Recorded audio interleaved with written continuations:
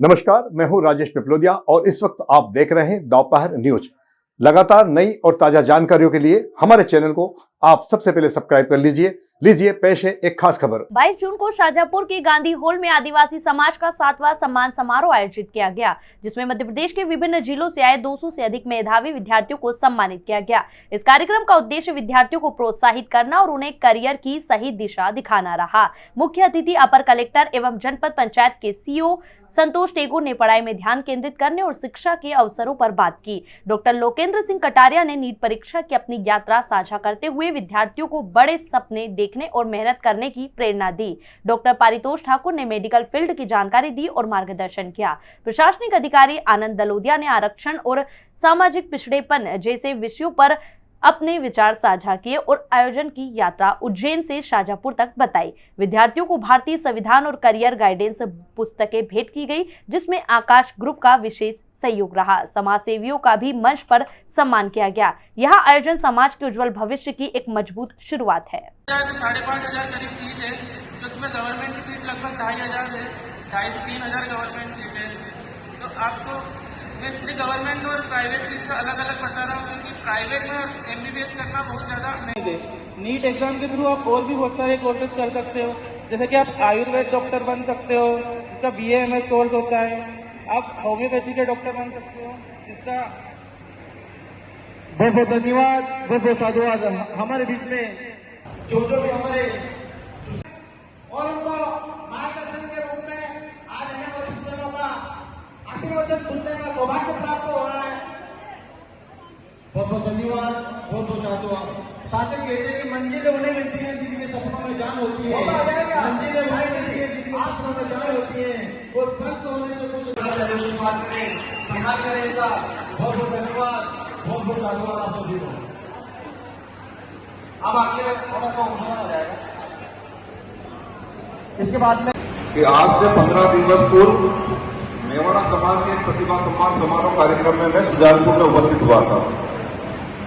शिक्षा के सम्मान समारोह में मैं लगभग सभी जगह पर उपस्थित रहता हूं, और उपस्थित रहने के पीछे मेरा एक उद्देश्य ये रहता है कि छोटे भाई बहनों को मैं जो सही सलाह दे पाऊं, उन सलाह के माध्यम से आप उन चीजों को ग्रहण करें और जीवन में जो अच्छा लगे उसका प्रसाद आप लेकर जाओ। तो जैसा कि आप सभी को यहाँ पर कॉपी और पेन दिया है, जितने छात्र छात्राएं यहाँ पर बैठे होंगे, मेरा उनसे विनम्रता पूर्वक आग्रह है कि अपने कॉपी और पेन को एक बार खोल लो और कुछ अच्छी टिप्स में देने का प्रयत्न करूंगा। तो जो जीवन में अच्छा लगे तो उसको स्वीकार जरूर करना।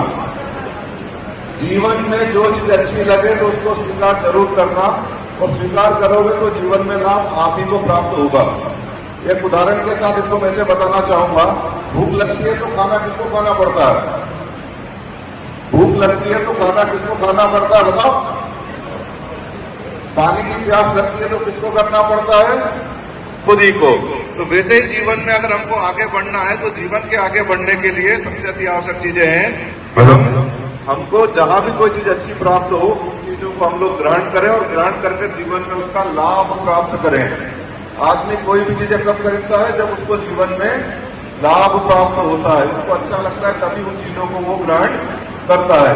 तो आज के इस कार्यक्रम में मैंने कॉपी और पेन खुलवाने के लिए इसलिए कहा है कि आज मैं जो आपके सामने खड़ा होकर बोल पा रहा हूँ, सिर्फ अध्ययन और अच्छे मार्गदर्शन और अच्छी संगत की वजह से मैं बोल पा रहा हूँ। अच्छा मार्गदर्शन, अच्छी संगत और अच्छे मार्गदर्शन सहयोग की वजह से मैं बोल पा रहा हूँ। इसलिए सबसे इम्पोर्टेंट जीवन में जो मुझे लगता है कि जीवन में आगे बढ़ने के लिए सबसे पहले ईमानदारी खुद से रखनी होगी। तो मेरा सबसे पहला पॉइंट है कि ईमानदारी हमको खुद से रखनी होगी। कि मम्मी पापा ने तो हमको पढ़ाने का दायित्व सौंप दिया है, मम्मी पापा ने हमको पढ़ा दिया है, हम 10वीं पास हो गए हैं, हम 12वीं पास हो गए, तो आगे हमको कैसे बढ़ना है। मैं पूर्व वक्ता को भी सुन रहा था, तो पूर्व वक्ता से बात यही समझ के आ रही थी कि 10वीं की आयु के बाद हमको विषय क्या लेना है, कैसे लेना है और कैसे आगे बढ़ना है। 12वीं के बाद अगर हम कर लिए तो 12वीं के बाद हमें क्या करना है, कैसे करना है और आगे बढ़ना कैसे है, ये तीन ही चीजें सबसे इम्पोर्टेंट है। तो सबसे पहली बात मैंने आप सभी से आग्रह की है कि स्वयं के प्रति ईमानदारी होता है कि हमारी दिनचर्या हम कैसे बनाते हैं। हमारी दिनचर्या ही हमारी सफलता के लिए सबसे इम्पोर्टेंट है। दिनचर्या से मेरा आशय ये है कि सुबह आप उठते कितनी बजे हो, रात को सोते कितनी बजे हो। सोना और उठने के बीच की ही जितनी एक्टिविटी होती है वो जीवन में हम खेती के रूप में कर रहे हैं, हम अध्ययन के रूप में कर रहे हैं, या जीवन में आगे बढ़ने के लिए रूप में करने में।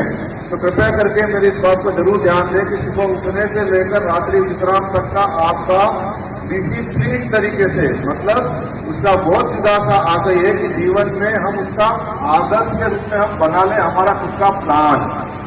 खुद के प्लान से ही खुद की विधि होती है। जैसे अभी हमारा खरीफ का सीजन आएगा तो सोयाबीन बोने के पहले हम सोयाबीन की पूरी तैयारी कर लेते हैं कि खेत किस तरीके से तैयार किया जाए, खाद कौन सा डालेंगे, कब डालेंगे, कितने दिनों बाद निंदाई लगेगी, तो कितने दिनों के बाद यह तैयार होकर बाहर आएगा। वैसे ही हमारा और आपका जीवन है। जीवन में जो चीज आपको बेहतर उचित लगे उस चीज को अपनी कॉपी और पेन में अपना प्लान जरूर लिखें। इसमें अच्छे मार्क्स प्राप्त किए, जिन्होंने 12वीं में अच्छे मार्क्स किए हैं, और साथ में समाज के ऐसे सभी साथी जो सिलेक्शन होकर यहाँ मंच पर उपस्थित थे, मैं उन सभी को बहुत बहुत शुभकामनाएं और साधुवाद दूंगा। जैसा कि इस कार्यक्रम में आनंद दलोतिया जी ने मुझसे कहा कि आपको आना है, तो आपको आना है तो मैंने कहा बिल्कुल मैं आऊंगा और बिल्कुल आकर मैं चर्चा करूंगा।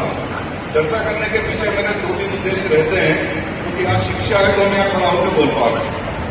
शायद शिक्षा हम प्राप्त नहीं किए होते तो आज हम लोग सामान्य रूप से जीवन में हम जी रहे होते।